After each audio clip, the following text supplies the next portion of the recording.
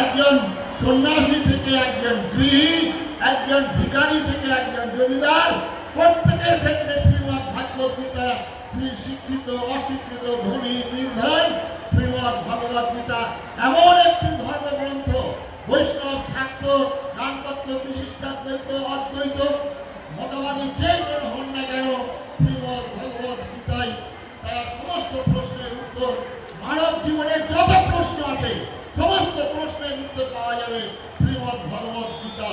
এই শ্রীমদ্ ভগবত গীতা পাঠ করছেন কানাইলাল দত্ত, ফাঁসির মঞ্চে যাবেন। শ্রীমদ্ ভগবত গীতাখানা তাকে জিজ্ঞাসা করা হচ্ছে, তোমার কি প্রার্থনা? বলছে আমি একটু গীতা পড়ব। এবং গীতা পড়তে পড়তে তিনি ফাঁসি কাছ থেকে চুম্বন গলায় ফাঁসির দড়ি ঝুলিয়ে নিলেন। এই শ্রীমদ্ ভগবত গীতা তাকে উত্তরবঙ্গে কাওয়াখালীর মাঠে শিলিগুড়িতে আমরা সংকল্প করেছিলাম, সেখানে প্রভূত আমাদের সভা করেছিল, সেখানে লক্ষাধিক মানুষের উপস্থিতি। এবারে আমরা সংকল্প করেছি ব্রিগেড প্যারেড গ্রাউন্ড, সেখানে এবারে 5 লক্ষ লোকের সমাবেশের আমরা সংকল্প গ্রহণ। আগামী 7ই ডিসেম্বর আমরা সমস্ত সন্ন্যাস যারা এখানে আছেন, সনাতন ধর্মের মানুষ, বর্তমান বাংলার ঘোরতর দুর্দিনে আমরা সেখানে মানুষকে আহ্বান জানিয়েছি, আপনারা আসুন, নিজের পকেটের পয়সা খরচা করে সেখানে আপনারা উপস্থিত হন। আমরা প্রমাণ করে দেব যে আমাদের 14 বছরের বনবাসের পূর্তি ভগবান রামচন্দ্রের যেমন হয়েছিল, আমরা 14 বছরের এই বনবাসের এই অপসংস্কৃতি, এই ধ্বংসের, এই হানাহানির পরিসমাপ্তি আমরা ঘোষণা করব। সেখানে ব্রিগেড প্যারেড গ্রাউন্ডে আজকে জাতি ধর্ম রাজনৈতিক দলমত নির্বিশেষে সবাইকে আমরা আহ্বান জানাচ্ছি। আর সেই লক্ষ্য কণ্ঠে গীতা পাঠের যারা সায়ক এখানে কলকাতা থেকে এসেছেন, আমাদের কমলজি, মাননীয় কমল জয়িনজি এসেছেন,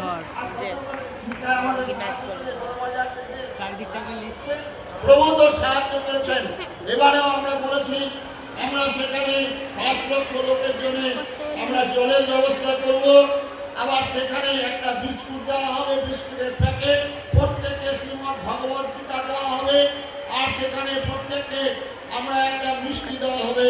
খাওয়ার ব্যবস্থা নয়, আমাদের সেখানে প্রসাদ স্বরূপ আমরা সেখানে 50টা গেট করব। 50টা গেট থেকে বিভিন্ন জেলা থেকে মানুষরা সেখানে আসবেন, গেটের ধারেই আমরা সেটা দিয়ে দেবো। আর আমরা সেখানে সংকল্প করব যে আমাদের বর্তমান অবস্থা সম্পর্কে। আজকে স্বামীজিরা বলছিলেন, আমি চিন্তা করছিলাম বাংলার যে দুর্দিনের কথা, স্বাধীনতার আন্দোলনের বাঙালি, যে বাংলার 2 জন শ্রেষ্ঠ বাঙালি, আজকে আমরা তাদের জন্মদিন জানি, মৃত্যু রহস্য আজও জানলাম না। আজকে নেতাজি সুভাষচন্দ্র যার জন্মদিন জানলাম না, আর তার মৃত্যু রহস্য আমরা জন্মদিন জানি, মৃত্যু রহস্য জানলাম না। আরেকজন বাঙালি যারা আমরা ভুলেই গেছি, যার জন্য আজকে পশ্চিমবঙ্গে, যার জন্য আজকে ভারত সেবাশ্রম সংঘ রামকৃষ্ণ মিশন, যার জন্য আজকে কীর্তন ভাগবত পাঠ, যার জন্য এতগুলি আশ্রম, যার জন্য আমরা হিন্দু ধর্মের কথা বলতে পারছি, যার জন্য আমরা হিন্দু রূপে পরিচয় দিয়ে কথা উঁচু করে দাঁড়াতে পারছি, একজন বাঙালি যেটা শ্যামাপ্রসাদ মুখার্জি ডক্টর, তার নাম আমরা জানলাম না, তার মৃত্যু রহস্য আমরা জানলাম না। জন্মদিন আমরা পালন করলাম, আজকে আমরা বাপকেও ছাড়ে না। আজকে কি না পাপ করেছি যে নেতাজি সুভাষ, যিনি এলগিন রোড থেকে বেরিয়ে যাবেন, আর সেই সময় তিনি ভুলে গেলেন, আবার ফিরে গেলেন। তার দেহরক্ষী বলছেন এইরকম চরম বিপদের সময় আপনি আবার গাড়ি থেকে নেমে গেলেন কেন? বলছে ও আমি ভুলে গিয়েছিলাম, আমার সর্বক্ষণের জপের মালা, আমার মা কালীর মূর্তি আমার পকেট চন্ডী, আমি এটা ভুলে এসেছিলাম। তাই এই হেন নেতাজিকে আমরা টাইগার কি কুত্তা কাদার টুপি পরিয়ে রাস্তায় রাস্তায় মিছিল করেছিলাম। আমরা বাঙালি, যে বাঙালি শিক্ষায়, শিল্পে, সাহিত্যে, ধর্মে, রাজনীতিতে সবার উচ্চ স্থান অধিকার করেছিল, আজকে কোন জায়গায় নেমে গেছি? আজকে ঝাড়খণ্ডে গিয়ে পরিচয় দিতে লজ্জা লাগে। আজকে কোথায় আমাদের বাংলার আজকে শিক্ষা দপ্তরটা কোন জায়গায় চলে যায়? আজকে খাদ্য দপ্তরটা কি অবস্থা? আজকে আমাদের স্বাস্থ্য দপ্তরের কি অবস্থা?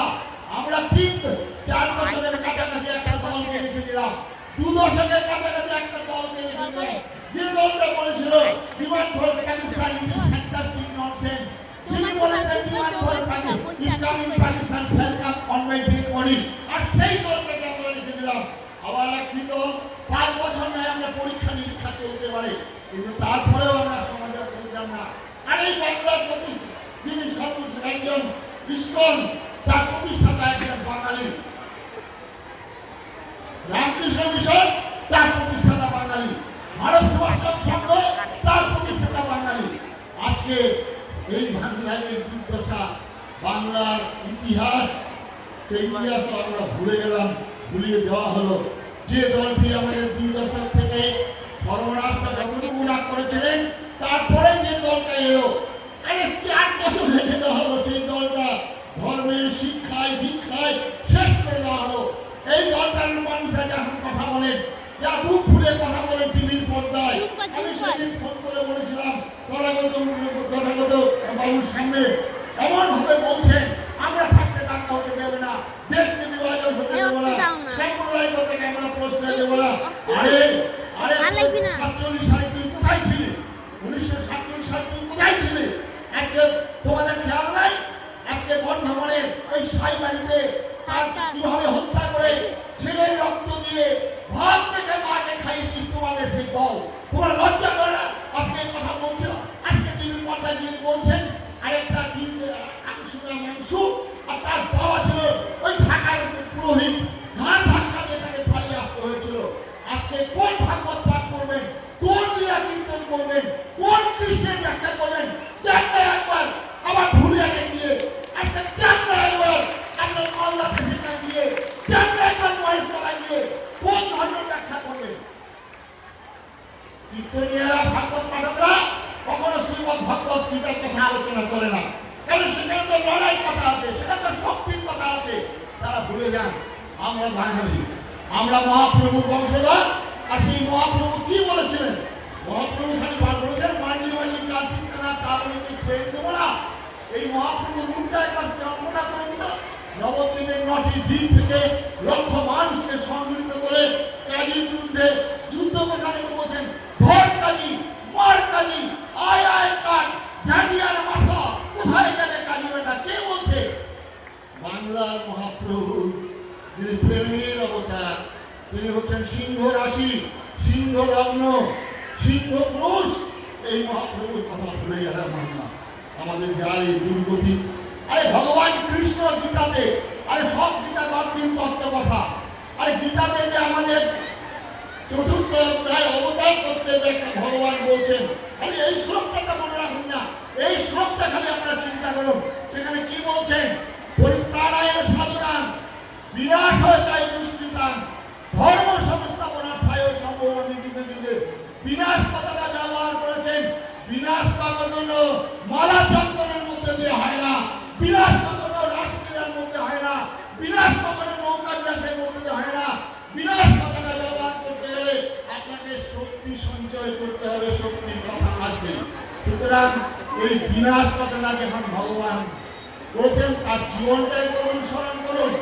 তিনি জন্ম থেকেই তো অগাসুর, বগাসুর, কেতনা, পুতনা, কালিয়ানার দমন করছেন এই ভগবান। আর আমরা বাঙালিরা ভগবানকে এমন জায়গায় নিয়ে গেলাম, সেখানে কদম মায়েরা স্নান করছেন, কদম্ব বৃক্ষে কাপড়গুলো তুলে রাখা হলো, বলা হচ্ছে যে 1 হাত তুলে আসা হবে না।